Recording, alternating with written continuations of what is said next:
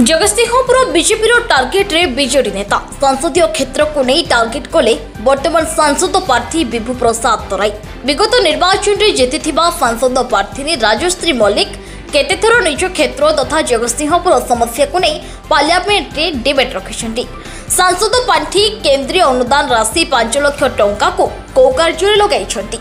Parliament रे उपस्थित हार शतकड़ा 39 थाई अवशिष्ट 51 शतकड़ा अनुपस्थित समय सांसद महाशय कौ संसदीय अंचल में जड़े अपारग प्रार्थी को जनसाधारण भोट दे सांसद पठे कौन पाई एपरी प्रश्न बाण तीर्तोल आनंद मंडप परिसर में आयोजित बीजेपी युवमोर्चा सांगठनिक बैठक में मुख्य अतिथि भाव जोगदे आगामी निर्वाचन सांसद प्रार्थी विभु प्रसाद तराई उपरोक्त तार्किक मंतव्य देते। सम्मानित अतिथि भाव तीर्तोल विधायक प्रार्थी राजकिशोर बेहेरा युवमोर्चार सांगठनिक प्रक्रिया को त्वरान्वित करने को आह्वान देते। अन्य जिला बीजेपी युवमोर्चा साधारण संपादक मनोज शुक्ला सभा परिचालन करथिबा बेले जिला संयोजक सुबोध कुमार बारिक, जिला युवमोर्चा उपसभापति सुशील कुमार साहू प्रमुख जोगदे निज निजर सांगठनिक मंतव्य प्रदान करथिले।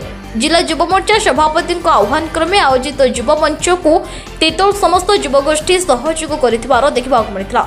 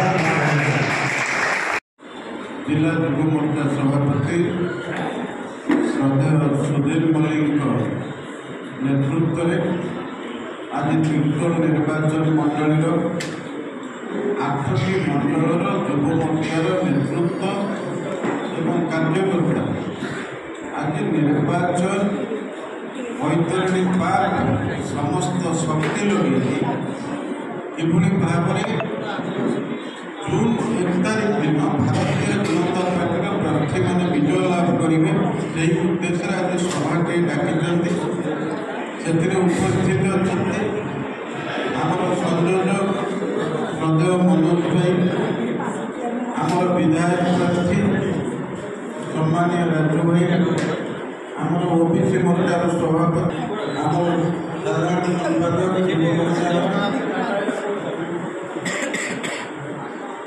उपसभापति सुशील भाई समस्त मंडल निर्वाचन आत्र ठीक गोटे जून 1 तारीख निर्वाचन सारा देश एक संरक्षण गुरुतर निर्वाचन ये निर्वाचन बीजेपी ବିଜୟ ସାରା ଭାରତ ବର୍ଷରେ ନୂଆ ଭାରତ ତିଆରି କରିବା ଇଏ ଇଣ୍ଡଷ୍ଟ୍ରି ମାନେ ଖର୍ଚ୍ଚ କରୁଛନ୍ତି। ମୋ ଏମ୍ପି ପିରିୟଡ଼ରେ ସରକାରୀ ସ୍ତରରେ ବେସରକାରୀ ସ୍ତରରେ ଇଏ ସମସ୍ତ କଥାକୁ ମୁଠେଇ ଲୋକଙ୍କ ଭିତରେ ଚେତନା ତିଆରି କଲେ, ପ୍ରଶାସନ ଉପରେ ଚାପ ପକେଇଲି, ଶିଳ୍ପ ଉପରେ ଚାପ ପକେଇଲି। ଯାହା ଫଳରେ କ'ଣ ହେଲା ନା ସେମାନେ CSR ଫଣ୍ଡକୁ ବିଭିନ୍ନ ଜାଗାରେ ଖର୍ଚ୍ଚ କଲେ। ସେଇ CSR ଫଣ୍ଡର ଅର୍ଥ ଆଜି ଶାରଳା ମନ୍ଦିରରେ ଖର୍ଚ୍ଚ ହେଉଛି। CSR ର ଅର୍ଥ ଜଗତସିଂହପୁର ସଂସ୍କୃତି ଭବନରେ ଖର୍ଚ୍ଚ ହେଇଛି। CSR ଅର୍ଥ ବହୁ ଶିକ୍ଷାନୁଷ୍ଠାନରେ ଆଜି ଖର୍ଚ୍ଚ ହେଇଛି ଏବଂ ପିଇବା ପାଣି ସମସ୍ୟାର ସମାଧାନ ପାଇଁ CSR ଅର୍ଥ ଖର୍ଚ୍ଚ ହେଉଛି। ମୋ ଏମ୍ପି ହେବା ପୂର୍ବରୁ କୌଣସି ନେତା ଏବଂ ପ୍ରଶାସନ ଏ କାମ କରୁନଥିଲା ଏବଂ ବନ୍ଦର ସେକ୍ଟର ବିଲକୁଲ CSR ଫଣ୍ଡ ଖର୍ଚ୍ଚ ହେବ। ଭାରତ ସରକାରଙ୍କର ନିୟମ ମଧ୍ୟ ନଥିଲା, ଆଇନ ନଥିଲା। ମୁଁ ତାକୁ ଲାଗିକରି ସିଭିଲ କନସଲଟେଟିଭ କମିଟିର ମେମ୍ବର ଜିତେ ଭାଷଣ ବି କଂଗ୍ରେସର ମନ୍ତ୍ରୀ ଥିଲେ, ଚାପ ପକେଇକରି ସେ କ୍ୟାବିନେଟରେ ପାସ୍ କଲେ ଏବଂ ପାରାଦୀପ ବନ୍ଦରର ଅର୍ଥ CSR ଫଣ୍ଡ ପାରାଦୀପ କଲେଜ ପାଇଁ ଦେଲେ। ଯେଉଁ ଯୁବକମାନେ ମଦୁଆରେ ହେଇକି ମଦ ପିଇକରି ନିର୍ବାଚନରେ ବିଜେପି ବା ବିରୋଧୀ ଦଳକୁ ଡରେଇ ସେମାନେ ଆବଶ୍ୟକ ସ୍ଥଳେ ଭୋଟ ରିଗିଂ କରିବେ, ବୁଥ ରିଗିଂ କରିବେ ଏବଂ ଭୋଟ ହାତକୁ ନେବେ। ଏଇ ଥିଲା ତାଙ୍କର ଉଦ୍ଦେଶ୍ୟ। ତାହେଲେ ଆମେ କେମିତି ସାମ୍ନା କରିବା? ଆମେ ସମସ୍ତେ ଜାଣିଛେ ଯେ ଭାରତୀୟ ଜନତା ପାର୍ଟି ଅନ୍ୟାନ୍ୟ ଦଳ ଅପେକ୍ଷା ଏକ ସ୍ୱତନ୍ତ୍ର ରାଜନୈତିକ ଦଳ। ଆମର ବିଜେପିର ଯେଉଁମାନେ ଯୁବ ମୋର୍ଚ୍ଚାରେ ଅଛନ୍ତି ସେମାନଙ୍କ କାର୍ଯ୍ୟକ୍ରମ କିଭଳି ଭାବରେ ହେବା ଦରକାର? ବିଜେପିର ଯୁବ ଯେଉଁ ଢଙ୍ଗରେ କାର୍ଯ୍ୟ କରିବେ, ଆମେ ଯଦି ସେଇ ଢଙ୍ଗରେ କାର୍ଯ୍ୟ କରିବା ତାହେଲେ ଆମେ ତାଙ୍କୁ ସାମ୍ନା କରିପାରିବା ନାହିଁ। କରିପାରିବେ?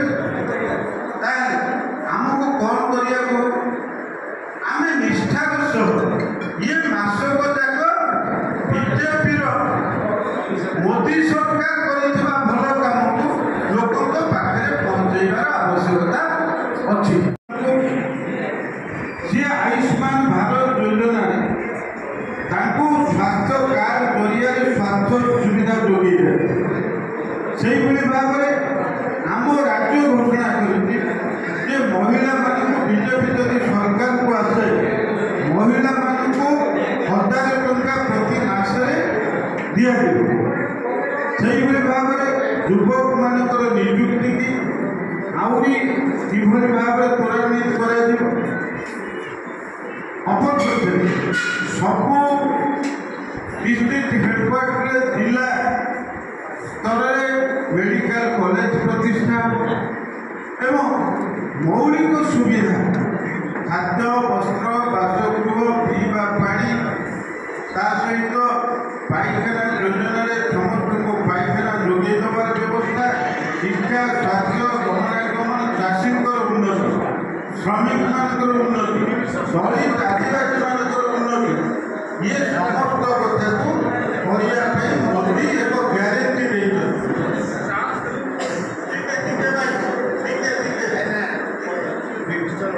ତେଣୁ ମୋଦି ଏକ ଗ୍ୟାରେଣ୍ଟି ସାରା ଭାରତ ବର୍ଷର ଲୋକଙ୍କୁ ଦେଇଛନ୍ତି। ତେଣୁ ଯେତେବେଳେ ସାରା ଭାରତ ବର୍ଷର ଲୋକଙ୍କୁ ମୋଦି ଗ୍ୟାରେଣ୍ଟି ଦେଇଛନ୍ତି, ତେଣୁ ଏଥିରେ ବିଜେପିର କାର୍ଯ୍ୟକର୍ତ୍ତା ମନେକର ଆମେ ଯୁବ ମୋର୍ଚ୍ଚା, ମହିଳା ମୋର୍ଚ୍ଚା, ଏସ୍ସି ମୋର୍ଚ୍ଚା, କୃଷକ ମୋର୍ଚ୍ଚା, ଆଦିବାସୀ ମୋର୍ଚ୍ଚା କି ମାଇନରିଟି ମୋର୍ଚ୍ଚା, ଇଏ ସମସ୍ତେ ବିଜେପି, କିନ୍ତୁ ଅଲଗା ଅଲଗା ଆଧାରରେ। ତିର୍ତ୍ତୋଲରୁ ରଞ୍ଜନ କୁମାର ମଲ୍ଲିକଙ୍କ ରିପୋର୍ଟ, ନ୍ୟୁଜ ଉପାନ୍ତ ଖବର।